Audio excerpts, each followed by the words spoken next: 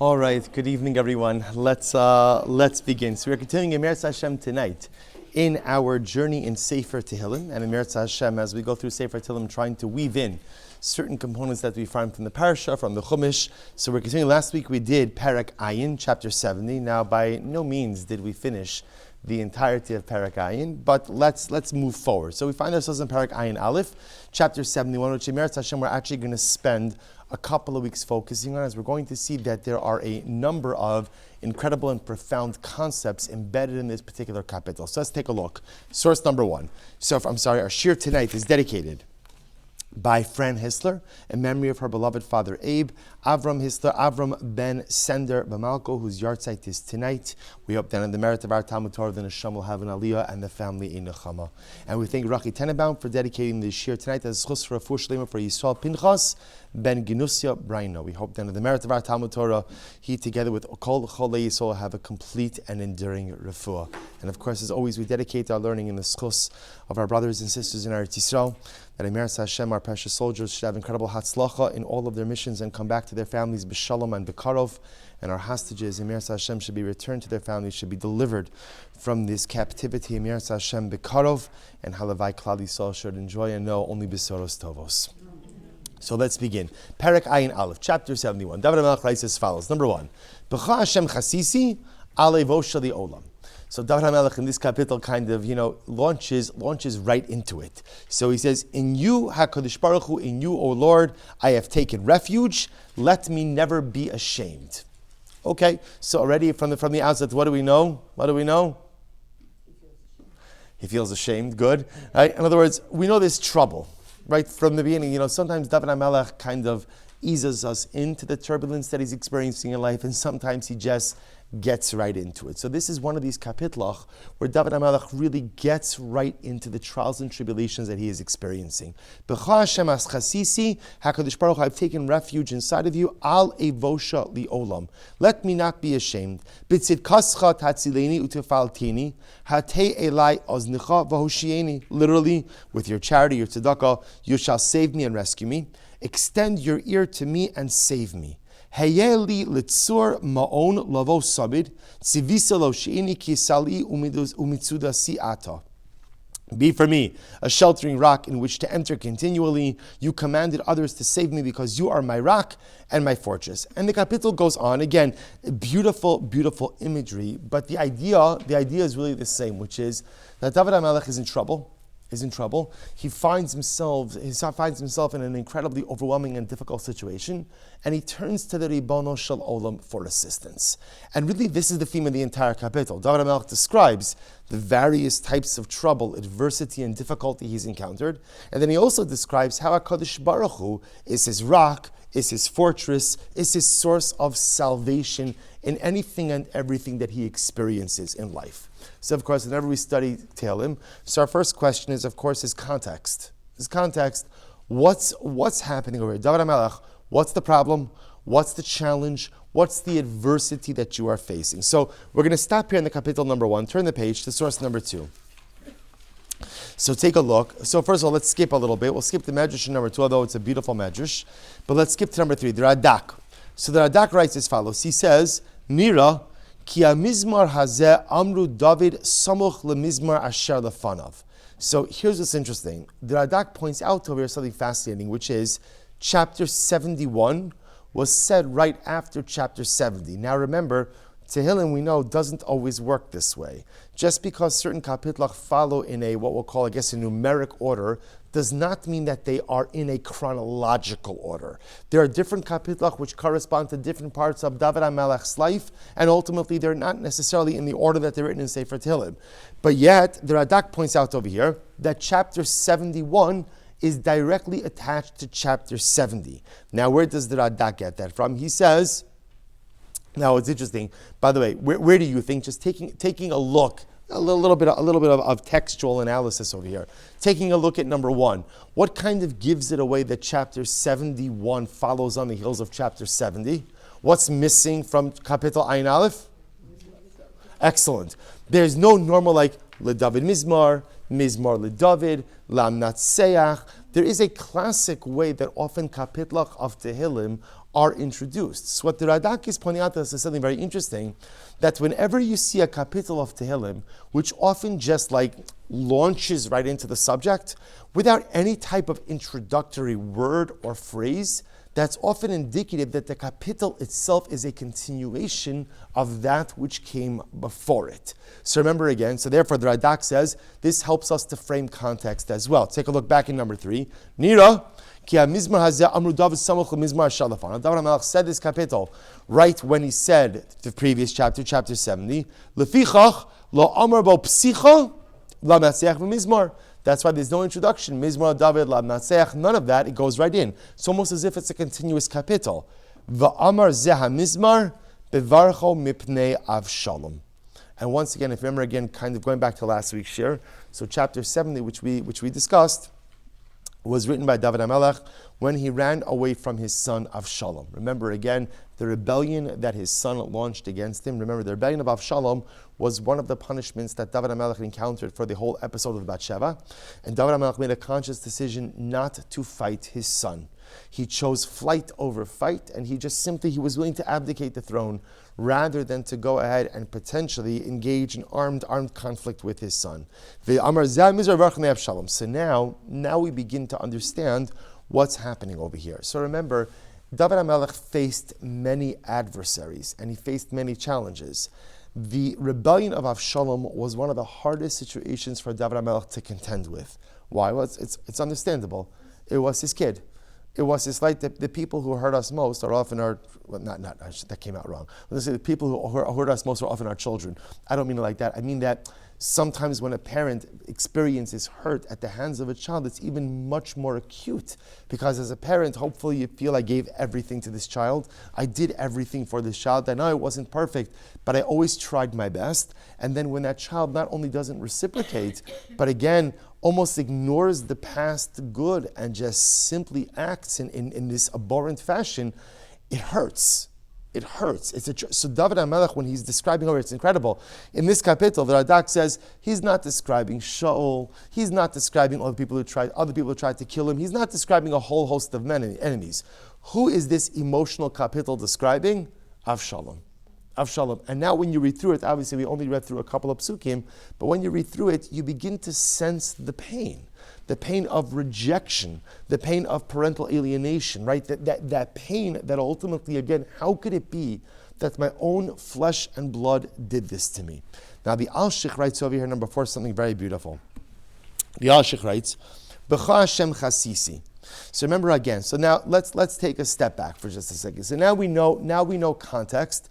We know chapter 71 is a continuation of chapter 70. We know that chapter 70 was David HaMelech's rebellion with Avshalom, or Avshalom's rebellion against David. And therefore again, chapter 71, which once again has David HaMelech speaking about enemies rising up against him, and God always coming through, HaKadosh Baruch Hu always taking care of him. Once again, rebellion of Avshalom. Okay, now look what the Alshich writes. So remember, how does David HaMelech open this up? He actually opens with a very profound statement. B'cha Hashem chasisi. HaKadosh Baruch Hu, literally again, I have taken refuge in you. I've taken refuge in you. Al evosha li'olam. Ultimately, again, I will never be ashamed. Now, just to understand, ashamed doesn't have to mean like you and I think about it, like embarrassed. But ashamed means almost like alevosha almost means like that lashon of I don't have to worry about the rug being pulled out from under me. If I take refuge in you, then you have the ability to protect me from anything and everything that is going to happen in this world. It is the most beautiful and profound statement of divine reliance. You know what's interesting is obviously all of us believe in HaKadosh Baruch Hu, right? Otherwise you'd have better things to do with your Tuesday night. So we all believe in Hashem. The interesting question is, how much do we believe in Hashem? In other words, do I believe with all of my heart that HaKadosh Baruch Hu is the be-all and end-all of everything? And do I actually believe that if I hitch my wagon to Him, I am always going to be all right? Again, we always give this qualification. all right doesn't mean that everything is going to go your way, right? And all right doesn't mean that everything is going to be happy and fantastic. All right just means that I believe if I hitch my wagon, so to speak, to HaKadosh Baruch Hu, that at the end of the day, He is going to get me where I need to go. There may be pain along the way, there may be suffering, there may be loss, there may be adversity, there may be setback, but I know I'm going to get where I have to get to. It requires us to reframe a little bit, right? What's our goal in life? What's our goal? To connect to Hashem, right? It's always a safe answer, right? You can never go wrong with that, right? To connect to HaKadosh, right? No one's going to say wrong, right? Yeah, correct. Connect to Hashem, good, absolutely, correct. What else? These are important questions to contemplate. To do Hashem's will, beautiful. What else? I am in this world to get from point A to point B, right? That's my goal. I'm put here, each of us are put here, because there is a journey that we are supposed to take. That's why, what's the worst thing in life? The worst thing in life is not hate. The worst thing in life is not sin. The worst thing in life is stagnation. Not even failure. Failure is great. You know what's good? You know why? Because failure and hate, at least you're moving. Now, you're moving in the wrong direction, but you're moving. Better to move in the wrong direction than not to move at all. Why? Because when you stagnate, right? When you stagnate, you put into life neutral, it actually is possible to stay in neutral for decades. Most of the world does it. There's something fascinating. Oh, whatever, I'm not going to get into it, right? So most of the world does it. They stay in neutral. They stay in neutral. Again, and neutral's nice. What's nice about neutral? What's nice about neutral? It's safe, right? The great part about neutral is today looks the same as yesterday and pretty much will look the same as tomorrow. And many people find a great deal of comfort in living in neutral in life. While it's comfortable, it's absolutely not at all what HaKadosh Baruch Hu has in mind for us. Each of us are here to take a journey. Now the truth is, the hard lesson that we often learn as we get older, or better, or more mature, is that often the journey that we ourselves want to take is often not the same journey that HaKadosh Baruch Hu wants us to take. Right? I have a journey. I love my journey. I'm ready for my journey. And the HaKadosh Baruch Hu says, no, that looks fine, but there's something even better for you. Something better for you. Like the Ramchal writes in the introduction to Mesilas Yesharim, the Ramchal writes that a person has to ask themselves the question, Ma chovaso ba'olamo? What is my obligation in this world? When we're young, or even when we're not so young, we ask ourselves, what do I want to do when I grow up?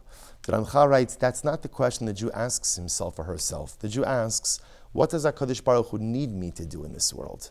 And sometimes the reality is, what God wants from me and what I want are two very different things. And Emunah means the ability to bend your knee before HaKadosh Baruch Hu, say, Ribono Shel Olam, I accept your plan over my plan. But there is a journey for each of us to take. And that journey, sometimes the journey is scary, the journey is unknown, the journey is fraught with so many different difficulties. The greatness of what's unfolding in Perek Ayin Aleph, Pasuk Aleph, chapter 71, verse 1, is David HaMelech saying, Becha Hashem Chasisi. What does it mean, I take refuge in you, Hashem? What does that mean? The David HaMelech hides under the bed, right? And HaKadosh Baruch Hu protect me? What does it mean he takes refuge in Hashem? David HaMelech says, HaKadosh Baruch Hu, I put myself in your hands, and I know that whatever the journey you have in mind for me, you will help me get from point A to point B. And therefore, Alevo Shali Olam. I am never scared. I'm never scared. I'm never humiliated. I'm never embarrassed. I don't have to worry. Because if I hitch my wagon to you, then I know I will get to the point B. I know I'll get to where I need to get to in life. It's such a profound theological statement. So whereas many of us believe in HaKadosh Baruch Hu, I think what David HaMelech is saying is, maybe belief is not enough. It's this seeking shelter in HaKadosh Baruch Hu. Ribono Shalom, I attach myself to you. Hineni biyadcha. I am in your hand. Now again, just one more point, then we're going to go on. Putting yourself in the hands of HaKadosh Baruch Hu and in refuge, some people misunderstand this. And they think that giving over themselves to God means, I'm not going to do anything, and HaKadosh Baruch Hu will take care of everything. So that's not called belief, that's called laziness, right? That's called being lazy, right? That's called being lazy. You have to take action in life, and if you want things to happen, you have to make it rain. You have to create realities, but always with the understanding, I cannot create any reality without HaKadosh Baruch Hu. If the Ribbon Shalom is not involved, it's not going to happen. Even sometimes if he is involved, it's not going to happen, if he doesn't want it to happen. But Lamaisa, this profound idea, B'cha Hashem Chasisi, I take refuge in you. I take refuge in you. And I think the truth is, Tehillim is actually where many of us experience this the most, right? Remember, think about this. When you are experiencing a difficult time, and you open up your Sefer Tehillim, and you read a kapitel, or 2, or 5, or 10, or 30, whatever you read, and very often, I have absolutely no idea what I read. But at the end of that process, how do I feel? Somehow I feel better. Why? Because what have I done? What David HaMelech has in Sefer Tehillim is the concept of throwing yourself into the embrace of HaKadosh Baruch Hu. Ribbon Shalom, I'm taking refuge in you. I'm taking refuge in you, and once I take refuge in you, I have nothing to worry about. Li'olam. Li'olam means what? Li'olam means forever. Forever. If I live a life of taking refuge in God, putting myself in HaKadosh Baruch Hu's hands, hitching my wagon to the Ribono Shel Olam, partnering with HaKadosh Baruch Hu to make things happen in life, I have nothing to worry about forever. Forever. Can you imagine actually feeling that way? Can you imagine having such a sense of connection with HaKadosh Baruch Hu that you worry about nothing? Or maybe that you worry about it, but then after you finish, after you worry about it for a couple of seconds, you're like, what am I worrying about? The King of Kings has my back. The Ribono Shel Olam has got this under control. I don't feel like it's under control, but that's me. HaKadosh Baruch Hu has got it under control. The feeling of tranquility, the overwhelming feeling of tranquility that must engender within an individual is something amazing. And by the way, that's why, what is all of Sefer Tehillim? All of Sefer Tehillim is David HaMelech encountering difficult situations, feeling overwhelmed, and then what? Working through this process, ending off with a heightened sense of emunah. And that heightened sense of emunah, the B'cha Hashem Chasisi, allows him to take this deep breath and feel at peace. That's the power of a relationship with HaKadosh Baruch Hu. The Al-Sheikh points out over here, he says in number 4, B'cha Hashem Chasisi, Hine Yira, Me'am Mefarshim, Ki Altzaras Oivav Mevakshe Ra'asu Yidabra Mizmar, Ubiyichud Yira Mera Daksha Azman Baruch Avshalom. V'itachin Yomar Hine Yadanti Ki Mibli Shespalo Rak She'echesa B'cha Dai Li L'Shelo Evosh Shali Olam. So the Al-Sheikh adds in one more piece. David HaMelech says, Ribono Shalom, I know, listen to this, I don't even have to daven to you. I don't have to daven to you. All I need to do is seek refuge in you. So listen to the profundity of what the Al-Sheikh is saying. There's davening, there's tefillah, which is beautiful, which is meaningful, which is a dialogical connection. And then there's seeking refuge in HaKadosh Baruch Hu. And what the Al-Sheikh is suggesting is those two processes may be fundamentally different. Tefillah is a conversation. There's something even higher than tefillah, and that's seeking refuge in the Ribono Shel Olam. How do you seek refuge in HaKadosh Baruch Hu? I just give myself over to Him. It's just an act of conveying oneself over in totality to the Ribono Shalom. When you have that level of B'cha Hashem Chasisi, seeking refuge, you don't even need tefillah. You don't need davening. In other words, you need davening for halachic obligations. But at the end of the day, I don't need tefillah to establish that. I give myself over to the Ribono Shalom. V'zeu B'cha Hashem Chasisi al Evosh Shali Olam. So what I want to point out over here is, in addition to everything beautiful that we've seen, what David HaMelech is saying is as follows: that when I take refuge in HaKadosh Baruch Hu, give myself over to the Ribono Shalom in totality, I worry about nothing forever. Forever. Now, if I were to ask you, right, how many things in life can you say last forever? Right? What lasts forever? You know, it's interesting. I mentioned this in Daf Yomi a little while ago. You know, a number of years ago, we used to go like on summer vacation to New Hampshire, And there it was like in the White Mountains. The mountains are beautiful. And I remember we were driving one time, or maybe walking with them, but you look at the mountains, and I often find when you look at mountains, it's very humbling. Why? Because I look at the mountains and I say, the mountains were here long before me, and they will be here long after me. And it's humbling, right? Because we think we're so important. Right? And we think like the world revolves around me, I bring so much to the universal table. And meanwhile, like our lives, like life, is like the blink of an eye on the cosmic table, like in the cosmic sphere. Like it just comes and it goes. And the mountain, which is an inanimate object, lived before me and will extend long after me. But even the mountains, right? Taharim Yamush, like David HaMelech says, the mountains will crumble. Even mountains don't last forever. There's only one thing that lasts forever, and that is the Ribono Shel Olam.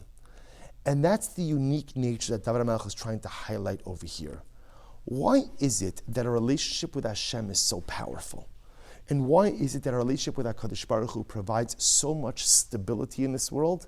And the answer is because He is the only thing that is stable in this world. The only thing that is stable is the Ribono Shel Olam. The only thing that is predictable is the Ribono Shel Olam. And in truth, the only thing you can truly count on day in and day out is the Ribono Shel Olam. That's why David HaMelech says, B'cha chasisi Hashem, if I seek refuge in you, alevo shel olam. The olam, forever. You'll never be embarrassed. You'll never have difficulties forever. What can you say about forever? What in your life can you say you know for sure will last forever? There's nothing. Nothing. It doesn't matter how good your relationships are. It doesn't matter how much money you have. It doesn't matter what possessions you accumulated. You cannot say that any of those things last forever. The only thing you could say lasts forever is your relationship with HaKadosh Baruch Hu. The Ribono Shel Olam is immutable. The Ribono Shel Olam doesn't change. HaKadosh Baruch Hu doesn't evolve. HaKadosh Baruch Hu is a constant, and has always been. That's the greatness. Conversely, what is the one thing in this universe that is most prone to change and unpredictability?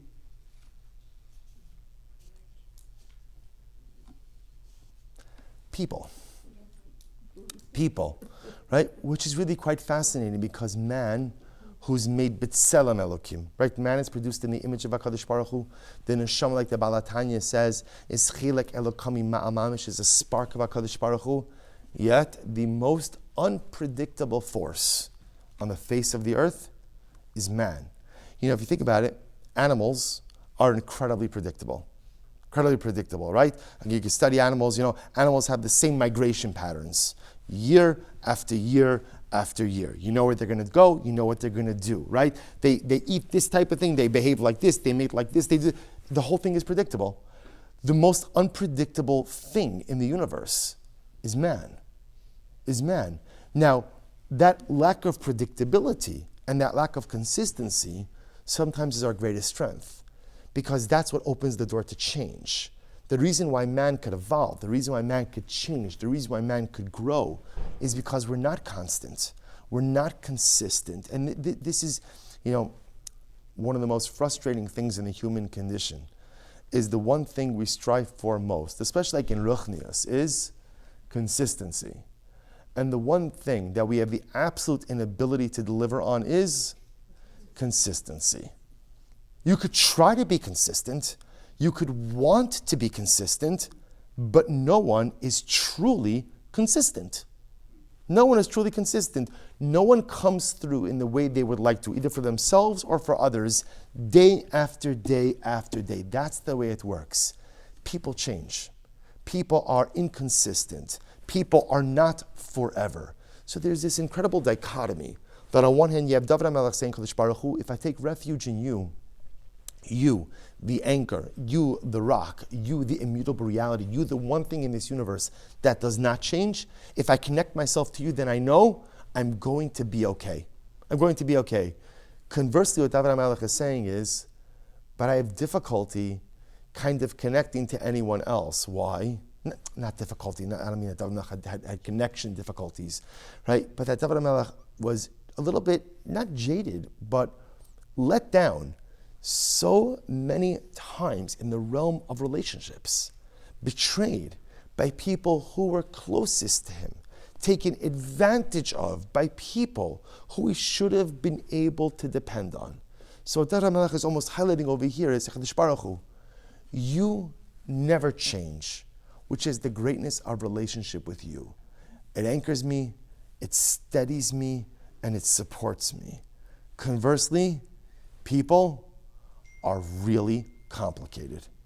People are really complicated because the friends of today, you know, I don't know if you saw, there's a thing going around. I don't know if it's TikTok or Instagram.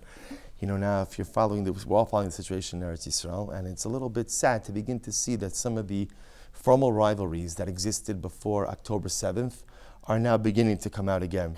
So there was like this thing that went, like this movement amongst the soldiers, where they recorded these short clips from soldiers from all over, from the north and the south, that essentially said, speaking to elected leaders, if what you're going to say does not lift up the nation or bring the nation together, stoma tapeh, close your mouth.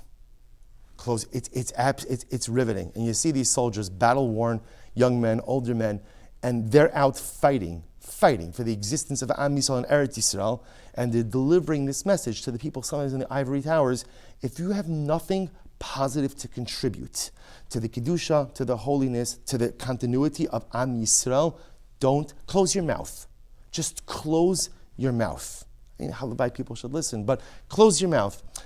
People are so unpredictable. The same people who said, Achdus, Achdus, Achdus, Achdus, right? In the aftermath of October 7th, it was Am Yisrael, Ish Echad, Belev Echad. And now what happens? It's not even 3 months later. Not even all the dead have been buried yet. And yet those same people are back at the same antics. Not a political statement. It's just a reality statement. People are unpredictable. People are always evolving. People are always changing. And so David HaMelech says, maybe there was a point in time where I put my trust in people, but now I don't really do that anymore. Instead, I put my trust in the one entity which has the ability to remain a constant throughout all times and all situations. So let's talk about this concept of people changing. Because the truth is, we'll experience this in life as well, right? HaKadosh Baruch Hu is the constant. HaKadosh Baruch Hu doesn't change. But Lamaisa, we do. And I think most of us experience change each and every day. Sometimes the change is recognizable, sometimes the change is nuanced, and there's a danger. On one hand, change is beautiful and change is wonderful, but there's also a danger in change. What's the danger? Take a look at number 6. So the pasuk, this is actually at the end of Chumash Bereshis, right at the end of Parashas Vayechi. So it says, "Vayamas Yosef ben 110 shanim, vayachantu also vayisem ba'arim mitzrayim." Yosef died at the age of 110 years old. He was embalmed and he was placed in a casket. So a lot of interesting stuff over here about embalming. Yosef was actually the first person to ever be placed in a casket, which is also interesting. Okay, we're not going to get into all of that right now. What I want to point out is something very interesting, which is that the Torah Chumash Bereshis ends off with the fact that Yosef died.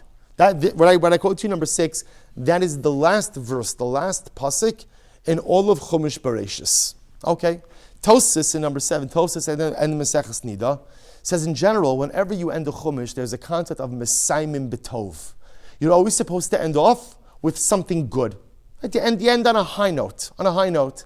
So based on this, the commentaries ask, so why is number 6 the last pasuk in Chumash Bereshis? Yosef died, and they placed him in a casket in Egypt. It's like, and then we go, chazak. In other words, I don't know, like it's a little bit like a downer. You know, he died. That he died is sad. Everybody dies. That we understand. But like, I don't know, they put him in a casket. They put him in Egypt. We know the whole story. We saw it on Shabbos actually a little bit. The Medrash brings down. The Egyptians put him in a casket. They kept him in the Nile. All this stuff. Why end this way? Why not? Again, Messiah Torah means end with something positive. So what's happening over here? Take a look at number 8. So this is really an incredible idea. So the Igra Dekala, Rav Tzvi Elimelech Shapira of Dinov, the Din of Rebbe, so he writes as follows. He says, V'yirtze Odeyamas Yosef, Sha'ad Yomoso Nikra Shmo Yosef, Hagam Shepara Karat Safnas Paneach, Lo Nispasa Bazeh, Raki Chusa B'Shem Yosef, Vayasem Aram, these three lines I don't translate, Derech Melachim, Shemashimim Eshmam Ala Ronam, Po Nitman Ploni. So listen to this. The Igra Dekala writes as follows. It was customary in Egypt that when they would bury an official, a king or a viceroy, they would put him in, I guess, like a sarcophagus, a casket, and on the top of the casket, there would be like an inscription, Po Nikbar, so-and-so, so here is buried so-and-so. And it would have your name and your title. So remember, Yosef was given a name by Paro. Right, when Yosef rises to this new position of prominence as a viceroy of Egypt, he's given by Paro a new name, Tzafnas Paneach. Tzafnas Paneach was his new name. It says in the Torah, what's the meaning of Tzafnas Paneach? So Rashi says it means revealer of secrets. Revealer of secrets, a reference to the idea that Yosef's meteoric rise to power took place because he was able to interpret the dreams of Paro that no one else was able to interpret. So the Igra Dekala says something amazing. When Yosef died, and they were getting ready to put his inscription, everyone assumed what was going to be written on the outside of the tomb. What was going to be written there? Right? Safnas Paneach, Po Nikbar, here is buried, or whatever the Egyptian equivalent of that is, right? Here is buried Safnas Paneach, Viceroy of Egypt, Savior of Egypt from regional famine. But instead, that's not what Yosef commanded. What Yosef commanded to be written on his casket was, Po Nikbar, here is buried Yosef ben Yaakov. That was it. That was it. No Tzafnas Paneach, no Viceroy of Egypt, none of that. Just Yosef ben Yaakov. V'hine amar sheyosef tziva lirshom ulahasim zashem Yosef alarono v'lo shem Tzafnas Paneach. Why? So why do he command this? Ki zeh Hashem haya lo l'siferes hagam shu mefursam b'mitzrayim b'shem Tzafnas Paneach. So here's what's really incredible. So what's unfolding over here? So the Igra Dekala says, the last pasuk in the Torah is not simply telling us that Yosef died and he was buried in Egypt. The last pasuk in the Torah is coming to teach us something tremendously different, which is that although Yosef had another identity, when he died, he commanded that his prior identity of Yosef be the one emblazoned on his casket. He did not want to be forever remembered as Tzafnas Paneach. He wanted to be remembered as Yosef. So what is it that's unfolding over here? And I think what the Igra Dekala is trying to highlight is the following idea. That in life, we often go ahead and we have an identity. We have an identity. I mean like a good identity, a solid identity, a holy identity. And then what happens? Things in life occur.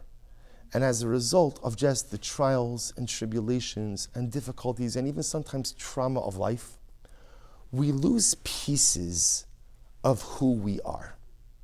We lose pieces. I used to have that trait. I think the easiest way to illustrate this is, you know how like when you're young, right? You have all of these dreams and aspirations and goals. And then what happens? What happens? Right? Life happens. Now, what does it mean when life happens? So suddenly again, I realize things could often be very difficult. I encounter failure. Things don't go ahead and proceed or unfold the way I thought they would. So what often happens to us? We lose pieces of ourselves as we go along the journey of life. So I used to be an optimistic person. But I'm no longer optimistic. Why? Because the truth is, maybe it hurts to be optimistic. I thought things were going to be good for so long, and they didn't work out that way. So you know what? I'd rather just give up optimism. Or, I used to believe that people at their core were great and were good. And then what happened? I met a lot of people, right? And was stabbed in the back, and was taken advantage of, and was trampled on, and it was just so suddenly, I'm cynical, I'm jaded, I have trust issues. And by the way, all for good reasons. We're not talking about people who just choose to be angry people. We're talking about people who go through life, and live life and have all these different circumstances. And then, sometimes we have that moment. We have that moment where it's almost like you look in the mirror and you see the person you are, but you see two reflections. I see who I am, and I also see who I once was. And once upon a time, I was that person filled with optimism. I was that person who wasn't always cynical. I was that person who didn't always see the worst in people or didn't always assume the worst in what they were saying and what they were doing. And I see like a glimmer of that person that I used to be in the past, but then I also see the reflection of the person who I am. And I think what Yosef is teaching us is that sometimes in life we have to identify the pieces of ourself that we have lost over the course of the journey of life. And we have to regain them. We have to reclaim them. Just because you lost it doesn't mean that you can't get it back. And we see so many dramatic examples of this. There's an example of this in this week's parsha, actually. I didn't put it on the sheet because it only came to me a little bit later, but I'll just give you an example. The pasuk says as follows. This is this week's parsha, Parsha Shmos. The Torah says, this is in Perek Beis, Pasuk Chof Gimel. The Torah says, the king of Egypt died. Klal Yisrael again called out, or they krecht, they groaned from the work. They cried out. Vatal shavasam ela elokim min ha'avoda. And their cries ascended to God because of the work, because of the avoda. So whenever we see a pasuk like this that talks about cries and ascending, we assume what's happening. What is Klal Yisrael doing? What are they doing? What are they doing? They're davening, right? That's what we assume. The Arach Chaim says they weren't davening. They weren't davening. He says, listen to this. It's Perish, lo shetzaku lekel she'oshiam. They weren't davening to Hashem. They weren't davening to Hashem to go ahead and save them. Elatzaku minatzar.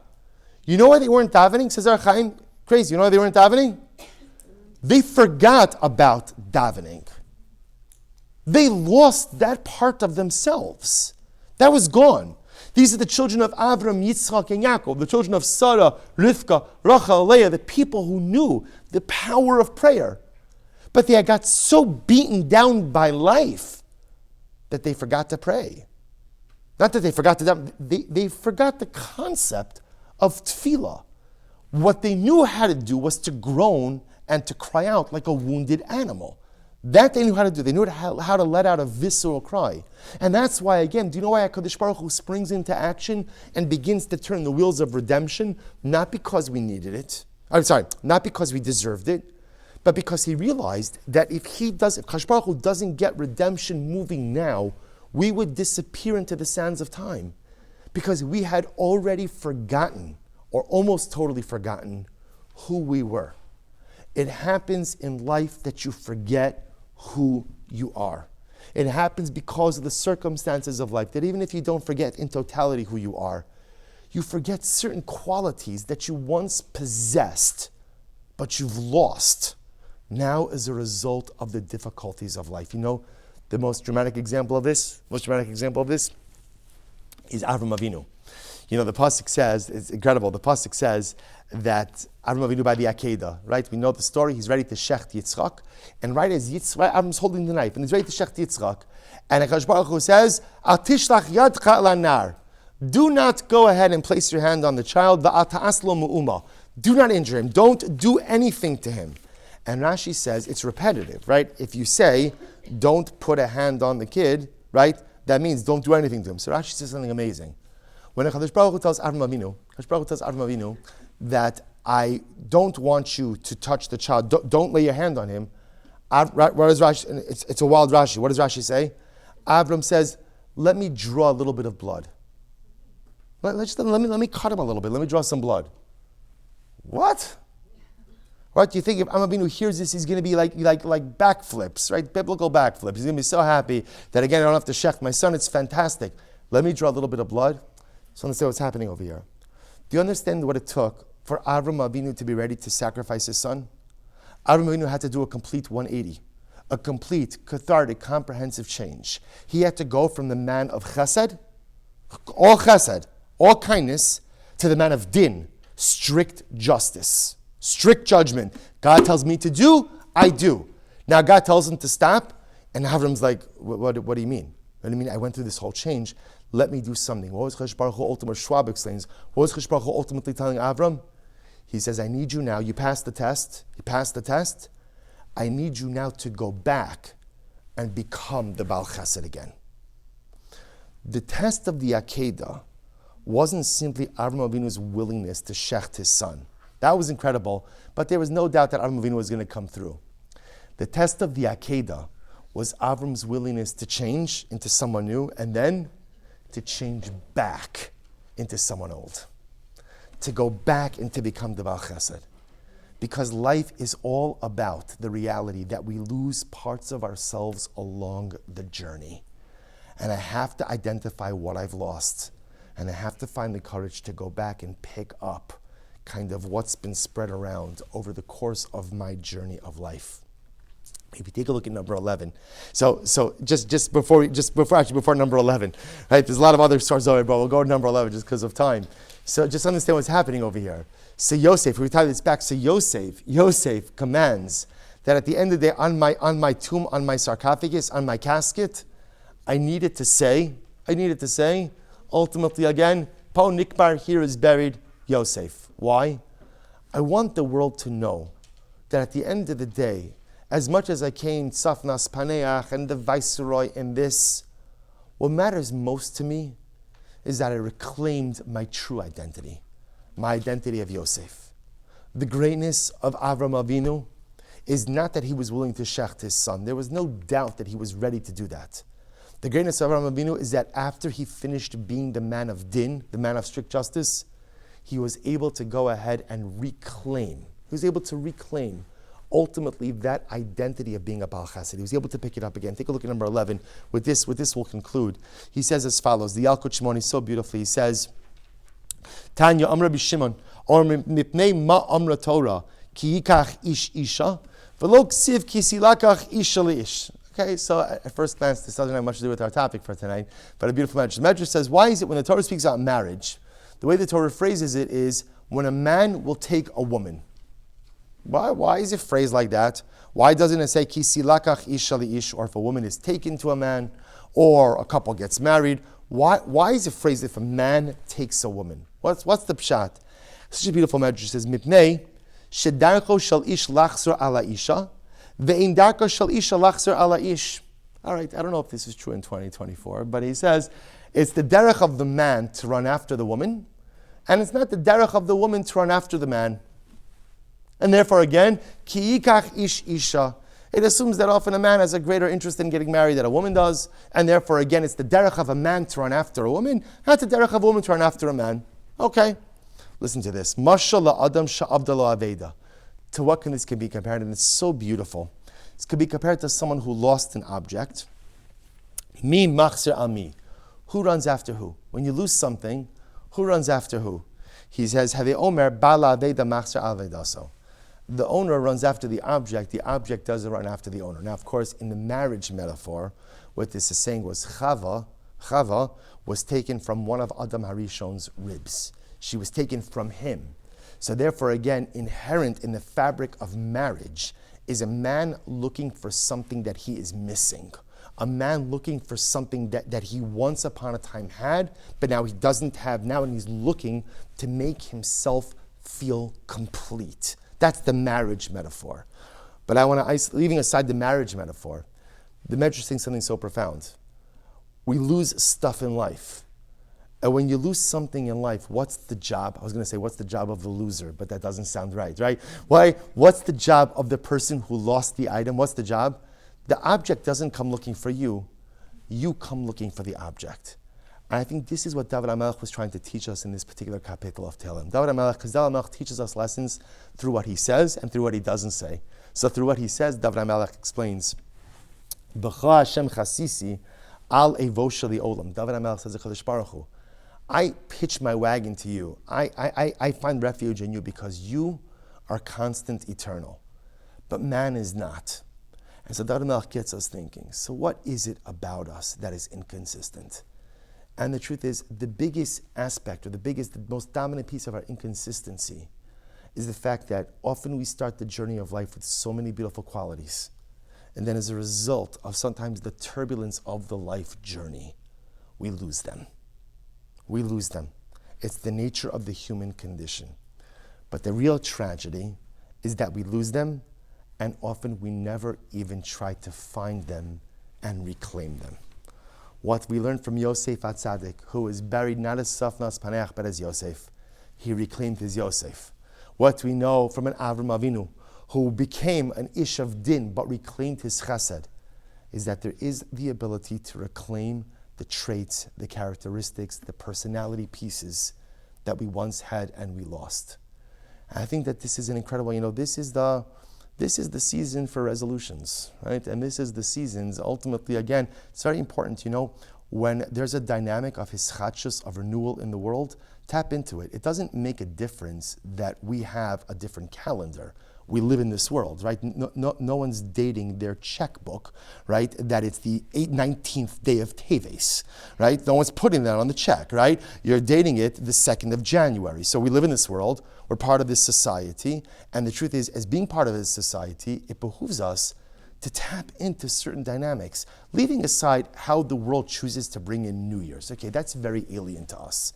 But the concept that people understand that a new year represents new beginnings, that a new year represents the ability to start again, that 2024 doesn't have to be like 2023, that I don't have to be the same person in this calendar year that I was the last year, that I could choose a different way to live, but most importantly, that I could find the courage. Can you imagine sitting down with a piece of paper and writing down, let me make a list of all of the positive qualities that I have lost over the years. Now, the good news is, remember, you have to make another list. What's the other list? All the positive qualities that you've acquired over the years. Because remember, it goes both ways. But if I'm honest with myself, there's a lot of stuff that I have lost over the journey of life. If I'm more honest with myself, I'll recognize that there are some things that I cannot reclaim, for whatever the reason. Some things, the ship has sailed, doors have closed, I can't reclaim. But there are other qualities, and there are other traits, and there are other behaviors, and there are other dispositions that although I've lost them along the journey because of a variety of circumstances, I can get them back. If I want to reclaim my optimism, I can. If I want to reclaim my hope, I can. If I want to reclaim my ability to dream, if I want to reclaim my ability to trust people, if I want to reclaim the ability to see the good in people, all those different things that we lose over the course of life for a variety of legitimate reasons. If Yosef could reclaim his Yosef, if Avram could reclaim his Chesed, then I could reclaim anything and everything that I have lost over the journey of life. We should be Zocha Meretz Hashem, to find the courage to do the real inventory, to give ourselves a shkoyach for the things we possess, but to also be honest and identify the things that we have lost. And then we should draw on the strength of our ancestors who went through this same exact process, identifying the things they've lost along the journey of life, reclaim them. We should be Zochei Meretz Hashem to do the same. All right, we'll stop over here for tonight. Shkoyach, everyone.